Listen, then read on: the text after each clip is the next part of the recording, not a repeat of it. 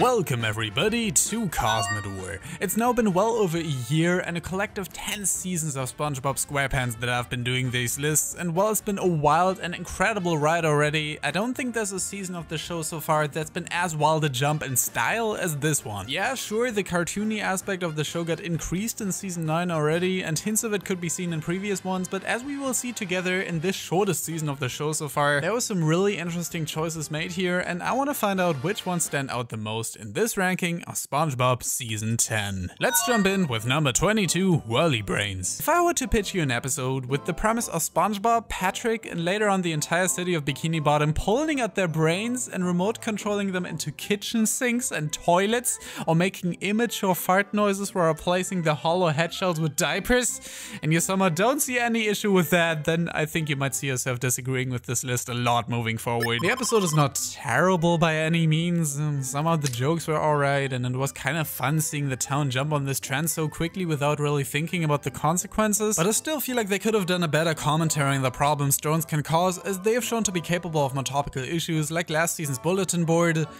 And there's also that whole sticking a whole diaper in your head thing, I can't stress that enough. Number 21, Trident Trouble. These hooded figures are annoying. I don't care what kind of parody on Greek mythology or theater this was meant to achieve and how self-aware they were trying to be, it was annoying. And I'm glad this was the only episode we saw them in so far. Number 20, Housewarming. You thought the show couldn't get any more blatant with its reheating of ideas? Whew. Well, wait till you see Jellyfish Jam 2.0 and then we'll talk.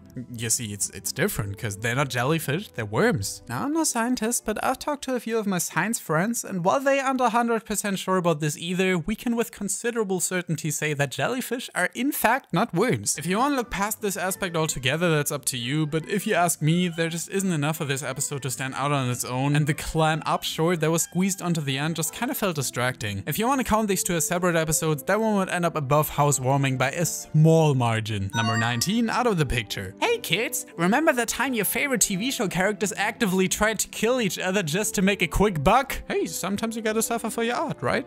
That might be why I had to re-record all the lines from my season 9 video 2 times, all because of my crappy laptop.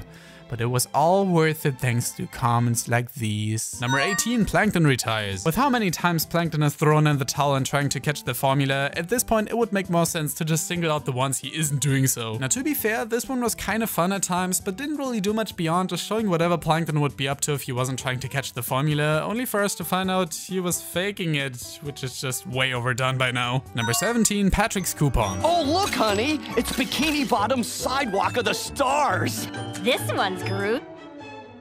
Number 16, SpongeBob's Place. I kinda like this episode's approach to brand recognition, as Mr. Krabs posing as SpongeBob at first seems to soothe the customers and reassure them that they're still eating the same patties they came for. It's reminiscent of all those experiments being made on how the label on cola bottles can influence how you're reacting to whatever beverage being served, even though all of them contain the same fluid. Now, I'm not saying this episode necessarily tried to have a grand message about putting faith in branding and that it's unfavorable to try and change your images like that, since I don't see the show wanting to teach kids about marketing and business, but even intentionally, this felt like a bit of a smarter episode, definitely more so than another episode where SpongeBob was forced to resign. Number 15, Don't Wake Patrick. This was a really short one thanks to the extended length of another episode coming up, and just a nice mixture of good old slapstick that was only tainted by Patrick's ego at the end. Number 14, Plankton Gets the Boot. While I usually like episodes that focus on the positive aspects of Karen and Plankton's relationship far more than when the opposite is the case, I found myself also enjoying how you use the scheme SpongeBob and him cook up to try and get her back. Many of their exchanges make it seem like he genuinely misses her, and him like every single guy that ever existed coming fresh out of a breakup. Granted, he did deserve it, but hey, all's well that ends well. Number 13, Snooze You Lose. J.K. Simmons guest role.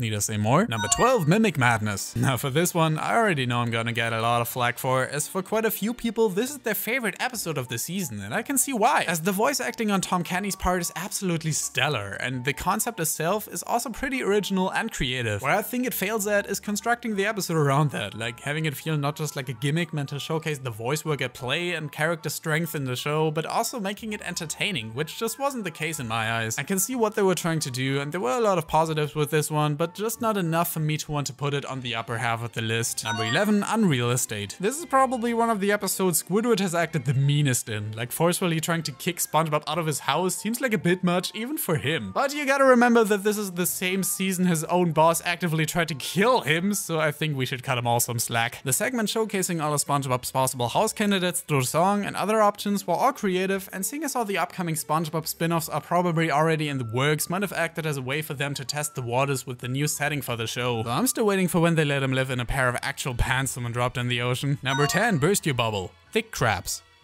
Need I say more? Number 9, Code Yellow. Episodes like this one are exactly why I'm afraid of ever undergoing surgery. I know it might be bound to happen someday, but like just imagine getting a doctor like SpongeBob that puts one of your arms where your right foot would be, or your eyeballs up your nose. Just very likely scenarios that happen on a regular basis. I'm sure you're all tired of hearing the news about it. Number 8, Mermaid Pants. Even though Mermaid Man's voice actor Ernest Borgnine, and therefore the character as a whole, are no longer with us, I'm glad the show doesn't let their legacy die in vain. This is a great example for how to do it properly, with some really fun action sequences, references to past episodes featuring the superhero duo, and nice incorporation of Squidward and Mr. Krabs into the plot. Would have worked well as a special too if you asked me. Number 7, Firo Friends. If you ignore the patchy segments in this episode, which were some of the laziest and most unnecessary ones in the show so far, and the fact that the show once again completely ignores every possible element of consistency in its rules of this universe, this is not only a very charming and yet thrilling episode, but also one that takes a cool idea and does something with it that goes beyond the initial concepts, which episodes like Mimic Madness were just lacking in my opinion. It's also cool of them to finally give the French narrator a real identity and role on the show, even if it was only to fill time, and you learn a little something about marine biology along the way. I think.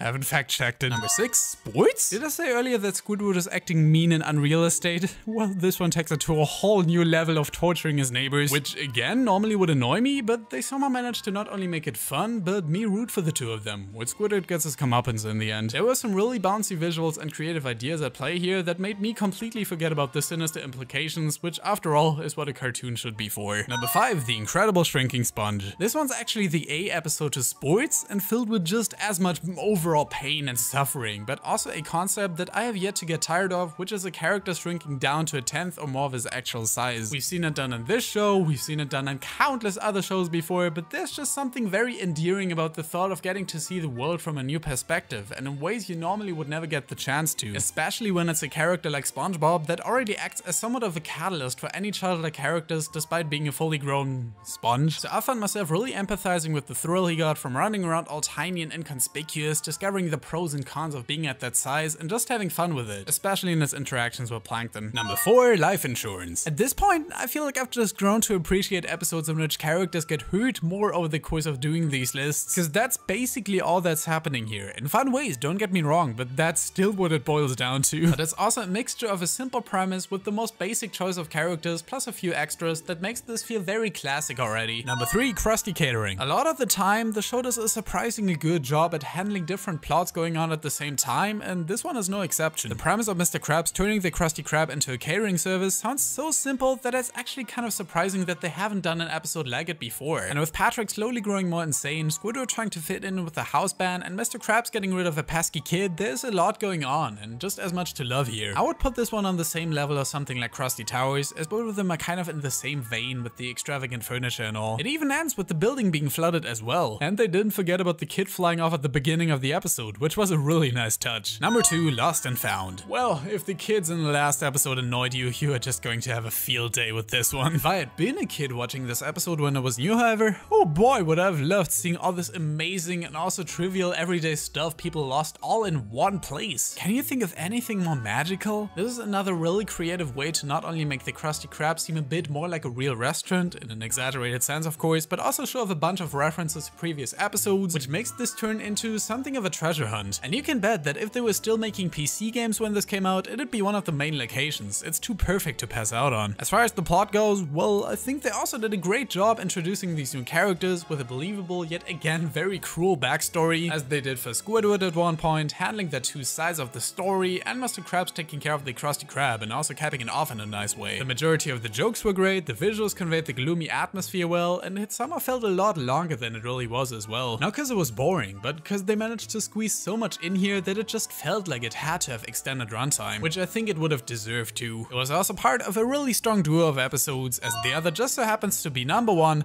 The Getaway. Instant classic, no question about it. From the main bad guy's ridiculously unfitting voice over the constant stream of jokes to a reference to one of the writers on the show, there's so much going on in this episode that there's not a single second of filler, since even the downtime is filled with a really sweet side plot of Mrs. Puff flirting with the criminal's goon. I like the new characters this one introduces. I like the action scenes here. I like how they aren't afraid to go out of their way with the visuals. I like how they brought back some of the older characters in a way that makes sense. I like their choice of music for the chase sequences. I like how you really get an idea for how mad SpongeBob can drive you with his skills, and he still remains oblivious to everything in a non-annoying way, since after all, these are still criminals they're dealing with, and I could go on and on here. For some reason, this episode is almost never brought up when people are discussing some of their favorites from later seasons, which I think is a real shame, since there is a lot to enjoy for everyone here. In a lot of ways, it feels like what you may have seen in season 3 or 4, if a little more fast-paced. Not just this one, but also the episode that was paired with it, Krusty Catering, or The Incredible Shrinking Sponge showed that, well, of course, most of the plotlines they introduced now have been done on the show before. They still have it in them to produce stories that aren't necessarily groundbreaking and follow a different formula, but are still just as enjoyable in their own right. Because season 10 in my eyes was a welcome surprise. There was not a single episode where I couldn't find something to enjoy. The more average episodes are still miles above many of season 7 or even 8, and when there were really great ones, then man, they were great. Is this season for everyone? Probably not. The characters have become a lot more flanderized, and I can see why the visuals may have started to turn some people off from the show, but if you can look past that, then I'd say this one was a great sign for things to come, and if I were to rank it, it would probably end up right in the middle of seasons 1 and 9.